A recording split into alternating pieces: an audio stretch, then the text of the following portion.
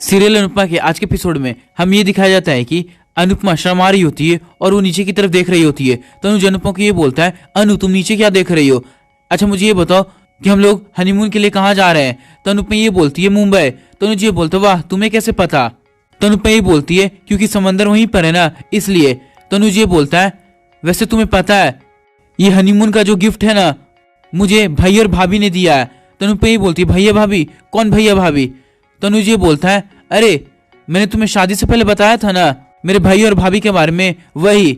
तो अनुपमा ये बोलती है, हाँ हाँ मुझे याद आ गया। तो अनुज ये बोलता है, वैसे तो वो दोनों मुझे फॉरेन ट्रिप पर भेजना चाहते थे लेकिन अभी टाइम कम है ना, क्योंकि नया नया काम शुरू हुआ है, इसलिए हम लोग मुंबई ही जा रहे हैं। तो अनुपमा ये बोलती है, मुंबई से बढ़िया कोई जगह है भी नहीं। फिर अनुज ये बोलता है, एक काम करते हैं ना, अंकुश भैया और बरखा भाभी से बात कर लेते हैं। तो अनुपमा ये बोलती है, बात क्या करना है, उन्हें यहाँ पर बुला लीजिए ना, अच्छा रहेगा। तो अनुज ये बोलता, हाँ वो लोग कजन तो हैं लेकिन काफी मेरे क्लोज हैं। तो अनुपमा ये बोलती है, कोई कजन वजन नहीं होता है, हमारे भारत में बस भाई बहन होता है। तो अनुज ये बोलता, हाँ हाँ मैं उन्हें यहाँ पर बुला लूंगा मिलने के लिए। इधर अनुपमा रेडी होकर अनुज के इंतजार कर रही होती है। कुछ देर के बाद अनुज भी रेडी होकर वहां पर आ जाता है। अनुपमा काफी टेंशन में रहती है। तो अनुज ये बोलता है, अनु तुम बापूजी के बारे में सोच रही हो ना? तो अनुपमा ये बोलती है, हाँ मैं बापूजी के बारे में सोच रही हूँ, मुझे लग रहा है कि मुझे बापूजी के साथ भी रहना है और आपके साथ भी रहना है। तो अनुज ये बोलता है, अनु अगर ऐसी बात है तो तुम बापूजी के पास चली जाओ, क्योंकि हम लोग हनीमून पर जा रहे हैं और मैं ये बिल्कुल भी नहीं चाहता कि तुम्हारा ध्यान कहीं और रहे, वो भी मेरे चक्कर में। और मैं ये सब गुस्से में नहीं बोल रहा हूँ, अगर तुम्हारा मन है बापूजी के पास जाने का तो तुम आराम से जा सकती हो। अरे हनीमून का क्या है, हम लोग हनीमून के लिए किसी और दिन चले जाएंगे, फिलहाल अगर तुम्हें मन है तो तुम बापूजी के पास चली जाओ। फिर अनुपमा कांता की बातों को याद करने लग जाती है कि किस तरह कांता ने अनुपमा को समझाया था कि तू अपने रिश्तों के चक्कर में अनुज के रिश्ते को खराब मत करना। इसी बात को सोचकर अनुपमा काफी ज्यादा रोने लग जाती है और अनुज को बार बार सॉरी सॉरी बोलने लग जाती है, जहां पर अनुज अनुपमा को फिर संभालने लग जाता है। इधर ये दिखाया जाता है कि सारे घर वाले एक साथ रहते हैं, जहाँ प्रभा काफी ज्यादा परेशान रहती है। वो ये बोल रही होती है, इतना टाइम हो चुका है लेकिन अभी तक दोनों डॉक्टर के पास से होकर आए नहीं है, मुझे काफी ज्यादा डर लग रहा है। समर ये बोलते हैं, कहीं बापूजी को मिस्टर शाह ने एडमिट तो नहीं ना करा दिया? बा और भी ज्यादा डर जाती हैं। कुछ देर के बाद वनराज और बापूजी घर आ जाते हैं, जहां पर दोनों काफी ज्यादा खुश रहते हैं। वनराज ये बोलता है, बा किसी चीज को लेकर टेंशन नहीं है, डॉक्टर ने ये कहा है कि हम लोग अहमदाबाद जाकर आराम से ऑपरेशन करवा सकते हैं। ये बस सुनकर सारे लोग रिलैक्स हो जाते हैं। तो बापूजी ये बोलते हैं, समर जल्दी से अनुपमा को मैसेज कर दे, वरना वो मुंबई नहीं जाएगी मेरे चलते, उसे ये लगेगा कि मेरा तबीयत काफी ज्यादा खराब है। समर ये बोलता है, ठीक है बापूजी। इधर समर अनुपमा को मैसेज कर देता है। अनुपमा यहाँ पर अपने फोन को चेक करती है, वो ये बोलती है, समर का मैसेज आया है। जैसे ही वो मैसेज को पढ़ती है वो ये बोलती है, बापूजी अहमदाबाद जाकर अपने ऑपरेशन को करवा सकते हैं, अभी कोई जल्दी नहीं है। अनुज ये बोलता, लो कान्हा जी ने सारी मुसीबतों को खत्म कर दिया, अब तुम आराम से चल सकती हो ना अनुपमा? अनुपमा ये बोलती है, हाँ अब मेरा पूरा ध्यान बस और बस आप पर रहेगा, क्योंकि मेरे ऊपर 27 साल का कर्ज है और मैं इसे बड़े बड़े किस्तों में पूरी जिंदगी चुकाना चाहती हूँ। तो अनुज अनुपमा को गले लग जाता है, ये बोलता है, और चुकाना पड़ेगा भी तुम्हें। इधर ये दिखाया जाता है कि सारे घर वाले एक साथ बैठे हुए रहते हैं, जहां पर समर ये बोल रहा होता है, होप इस बार मम्मी का मुंबई ट्रिप काफी अच्छा हो। तो वनराज ये बोलता है, होगा ही बेटा, क्योंकि इस बार मैं नहीं ना जा रहा हूँ। सब लोग बातचीत कर ही रहे होते हैं, उसी बीच में किंजल सबके लिए चाय और कॉफी लेकर आ जाती है, जहां पर वो सबके लिए कुछ ना कुछ अलग चीज बनाती है। तो वनराज को काफी ज्यादा बुरा लगता है कि किंजल किचन में काम करने गई थी। वनराज उठता है और किंजल को ये बोलता है, किंजल तुमने सबके लिए चाय और कॉफी क्यों बनाई? तो किंजल ये बोलती है, पापा मेरा मन था बस इसलिए। उसके बाद वनराज पारितोष को ये बोलता है, पारितोष तेरे हाथों में मेहंदी लगा हुआ है क्या? तो पारितोष अपने हाथों को देखता है और ये बोलता है, नहीं पापा ऐसी बात तो नहीं है। तो वनराज ये बोलता है, अगर ऐसी बात नहीं है तो तूने खुद के लिए चाय क्यों नहीं बनाया? किंजल को क्यों बोला बनाने के लिए? किंजल ये बोलती है, पापा मुझे किसी ने नहीं बोला बनाने के लिए, मुझे काफी मन था सबके लिए चाय कॉफी बनाने का, तो बस मैंने मना दिया। वैसे भी एक्टिव रहना अभी ठीक रहता है, इसलिए मैं काम भी कर रही हूँ। तो वनराज ये बोलता है, अगर तुम्हें एक्टिव रहना है तो बाहर गार्डन में जाकर वॉक करो, लेकिन तुम किचन में जाकर काम नहीं करोगी। किंजल जिद करती है, तो वनराज तब भी किंजल की एक भी नहीं सुनता है। वो ये बोलता है, मैं कुछ भी नहीं जानता, तुम बाहर जाकर वॉक करना या कोई और काम कर लेना, लेकिन तुम किचन में जाकर काम नहीं करोगी, बस मैंने बोल दिया तो बोल दिया। देखो बेटा, मैं अनुपमा की तरह इमोशनल बातें तो नहीं कर पाऊंगा, लेकिन अब इस पूरे घर की जिम्मेदारी मेरे पर है, क्योंकि जब मीनू होने वाली थी तो डॉली हमारे घर में रहने के लिए आ गई थी, क्योंकि ससुराल में काम तो करना पड़ता है ना, लेकिन वो ससुराल कोई काम का नहीं है जो अपने बहू को बेटी नहीं मानता है। इसलिए तुम इस घर में हो तो तुम हमारे लिए बेटी हो, जैसे पाखी है हम सब के लिए वैसे ही तुम हो किंजल मेरे लिए। इसलिए बेटा तुम कोई भी काम अब नहीं करोगी। तो किंजल बोलती है ठीक है पापा, अब मैं किचन में काम नहीं करूंगी, लेकिन अब तो आप चाय पी लीजिए ना। तो वराज बैठता है और चाय पीने लग जाता है। सब लोग चाय कॉफी पी रहे होते हैं। उसी बीच में बाहर से कार के हॉर्न का आवाज आने लग जाता है जोर जोर से। तो काव्या वहां पर से नीचे आ रही होती है। वो ये बोल रही होती है हाँ अनिरुद्ध मैं अभी आ रही हूँ, मेरा इंतजार करना। सारे लोग काव्य को देखकर शॉक्ड हो जाते हैं कि वो अनिरुद्ध से सबके सामने मिले जा रही है। काव्य बा को ये बोलती है बा मैं बाहरी खाना खा कर आऊंगी और मुझे थोड़ा टाइम भी लगेगा आने में, इसलिए आप लोग मेरा वेट मत कीजिएगा, बाय।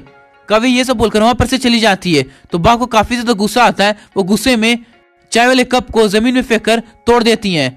वराज को भी काफी ज्यादा गुस्सा आता है। वो वहां पर से उठकर चला जाता है। इधर फिर हमें यह दिखाया जाता है कि अनुज और अनुपमा मुंबई पहुंच जाते हैं, जहां पर हमें मुंबई का अच्छा अच्छा व्यू दिखाया जाता है। कुछ देर के बाद दोनों समंदर के किनारे आ जाते हैं। वो लोग समंदर के किनारे आकर नाच रहे होते हैं, झूम रहे होते हैं, काफी मस्ती कर रहे होते हैं। दोनों काफी ज्यादा एक साथ खुश रहते हैं। कुछ देर के बाद दो लड़के वहां पर से गुजर रहे होते हैं। तो वो दोनों अनुज अनुपमा को देखकर ये बोलते हैं अरे इन अंकल आंटी को देखो ना, लगता है पहली बार समंदर देखने के लिए आए हैं। लेकिन तब भी अनुज अनुपमा को इस बात से फर्क नहीं पड़ता है। वो लोग अपना मस्ती किए जा रहे होते हैं। कुछ देर के बाद एक कपल आते हैं, जहां पर वो लेडी अनुज अनुपमा को देखकर ये बोल रही होती है अरे आप तो पूरे दिन बस फोन चलाते रहते हैं, इन दोनों से सीखिए, ये दोनों एक साथ कितने ज्यादा खुश हैं, रोमांस भी कर रहे हैं। ये सब बोलकर वो कपल वहां पर से चले जाते हैं। फिर अनुपमा अनुज को जाते जाते ये बोल रही होती है अच्छा मुझे ये बताइए पिछली बार हम लोग समंदर के पास आए थे तो आपने मुझे दिल की बात क्यों नहीं कही थी? तो अनुज ये बोलता है क्योंकि पिछली बार मैंने ये सोचा था कि तुम मेरी कभी भी हो नहीं सकती है अनु, इसलिए मैंने ये सोचा जिस रास्ता जाना ही नहीं है उस रास्ते के बारे में क्या सोचना।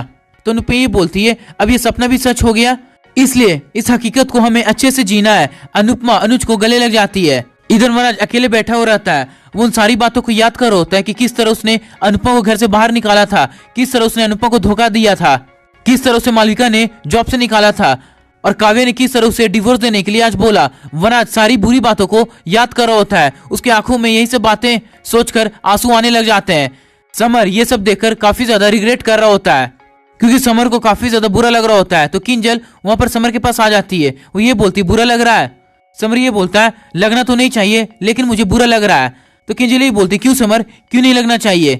तो समर ये बोलते हैं क्योंकि मिस्टर शाह ने मेरी मम्मी के साथ न जाने क्या क्या किया है, वो मैं कभी भी भूल नहीं सकता हूँ। तो किंजल ये बोलती है जिस तरह तुम्हें मम्मी के लिए बुरा लग रहा है और तुम्हें हमेशा रिग्रेट होता था, इसलिए तुम्हें आज पापा के लिए भी बुरा लग रहा है, क्योंकि समर आफ्टर ऑल वो तुम्हारे पापा है।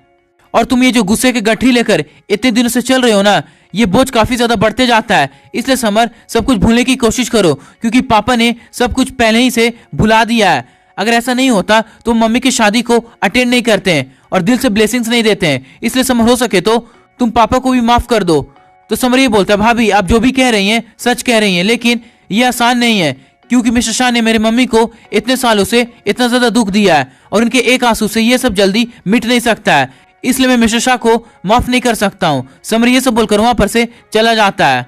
इधर अनुज और अनुपमा समंदर किनारे आ जाते हैं। दोनों डांस करना शुरू कर देते हैं। जैसे ही वो लोग दोनों डांस कर देते हैं तो अनुपमा बलून वाले के पास चली जाती है और सारा बलून ले लेती है। अनुज उस बलून वालों को पैसा दे देता है। उसके बाद अनुपमा उन सारे बलून को हवा में उड़ा देती है।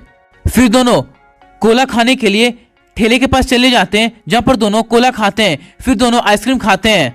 ऐसे ही करते करते वो लोग समंदर के किनारे ढेर सारा मस्ती करते हैं। दोनों साथ में काफी ज्यादा खुश रहते हैं। फिर से दोनों समंदर के किनारे चले जाते हैं, जहां पर अनुपमा जोर से अनुज अनु चिल्लाने लग जाती है। इधर अनुज अनु अनु जोर जोर से चिल्ला रहा होता है। दोनों साथ में काफी ज्यादा खुश रहते हैं। इधर वराज काफी ज्यादा परेशान रहता है।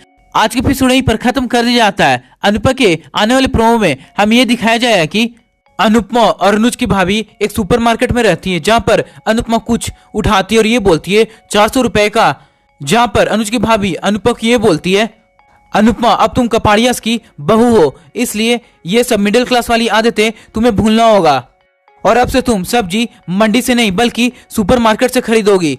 तो अनुपमा ये बोलती है क्यों बरखा भाभी, सुपरमार्केट से सब्जी खरीदने से सब्जी ज्यादा टेस्टी क्या बनती है? फिर बरखा और अनुपमा बिलिंग काउंटर के पास चले जाते हैं बिलिंग करवाने के लिए, जहां पर वो लड़की 10,000 से ज्यादा का बिल बता देती है। अनुपमा ये सुनकर घबरा जाती है। फिर वो लड़की ये बोलती है और 40 रुपीज एक्स्ट्रा कैरी बैग का। अनुपमा इस बात को सुनकर और भी ज्यादा घबरा जाती है। तो बरखा अपने कार्ड को निकाल कर देने लग जाती है, ये बोलती नो प्रॉब्लम। तो अनुपमा ये बोलती नहीं बरखा भाभी रुक जाइए। फिर अनुपमा अपने हैंडबैग से एक कैरी बैग को निकालती है और ये बोलती है आप ये सारा सामान इसमें डाल दीजिए। बरखा को काफी गुस्सा आने लग जाता है, वो ये बोलती है अनु तुम कपाड़ियस की बहू हो, इसलिए ये मिडिल क्लास स्टैंडर्ड्स तुम्हें छोड़ना होगा।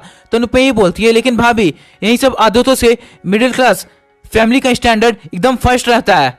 बरखा जैसे इस बात को सुनती है उसे काफी ज्यादा गुस्सा आने लग जाता है। जहां पर पीछे सारे लोग लाइन में वेट कर रहे होते हैं, दोनों से परेशान हो रहे होते हैं। तो आज के लिए बस इतना ही। इसी तरह के लेटेस्ट अपडेट्स को सबसे पहले जाने के लिए हमारे चैनल एपिसोड गुरु को सब्सक्राइब जरूर करें और मुझे कमेंट करके जरूर बताएं कि आप कितने ज्यादा एक्साइटेड हैं अपकमिंग ट्रैक को देखने के लिए।